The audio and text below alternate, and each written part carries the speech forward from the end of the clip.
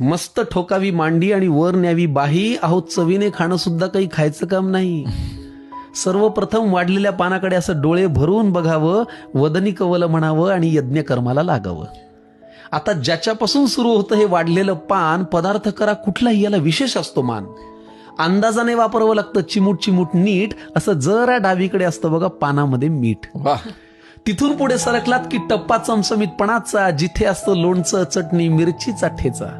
कितीही पथ्य असलं तरी हे खावंसं वाटतंच आणि भल्या भल्या खडकांच्या तोंडाला इथे पाणी सुटतंच. चटण्या म्हणाल तर जवस, कारळ, लसूण, शेंगदाणा, आंबा लिंबाच्या लोणच्याचा चाटावा चवदार बाणा. हा ठेचा आयुष्यात जेवढ्या खाल अनुभवाची साठवण होते, पण ताटातला पोटात जास्त गेला की सकाळी मात्र आठवण होते. क्या बात आहे. आता जिच्यासाठी चाले सगळा प्रपंच, धंदा, नोकरी, पानाच्या अगदी मधोमध ती पोळी आणि भाकरी. गोल गोल गरम गरम अशी आईनेच पानात वाढावी, पापुद्रा काढून आतली खमंग वाफ आपण काढावी. मग मनसोक्त जेवणाऱ्यांना मुळी नसतं डाएटचं कारण इथून पुढे येतं पानात ते चिंच गुळाचं वरण.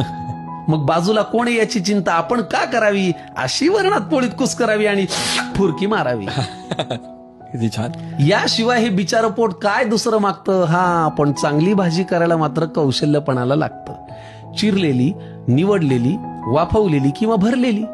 काहींच्या घरी तीही पण असते हो, कालची थोडी उरलेली. उगाच जास्त क्रेडिट त्या कोंबडी बोकडांना गेलंय. या भाज्यांनी आपलं जगणं सांगतो खरं समृद्ध केलंय. चांदीच्या ताटातही शोभून दिसते मेथी, भेंडी आणि गवार. सोन्याचा चमचा असला तरी खाणार हेच, ठाकरे असो वा पवार. मग पुढे एकदा पोट भरलं की सुटतं हे अवघड जगण्याचं कोड. एकदा पोट भरलं की सुटतं हे अवघड जगण्याचं कोड. पण मन भरायला लागतं ना मंडळी या देहाला गोड. मग एवढं जेवणही राखावा बरं आग्रह करणाऱ्याचा मान, आणि चाटून पुसून स्वच्छ करावं ते वाढलेलं पान. मग ढेकर देऊन पलंगावरती देह टेकवावा थोडा, इतक्यात कुणीतरी आणून द्यावा लवंग खोचलेला विडा. हेच ते वैभव आहे ज्यासाठी सगळे कष्ट करतो, पण समोर आल्यावर मात्र न जेवता फक्त पोट भरतो. त्यामुळे हे रक्त पिणारं यंत्र तुमचं जरा बाजूला ठेवत जा आणि पानावर जेव्हा बसाल ना मंडळी तेव्हा मन लावून जेवत जा.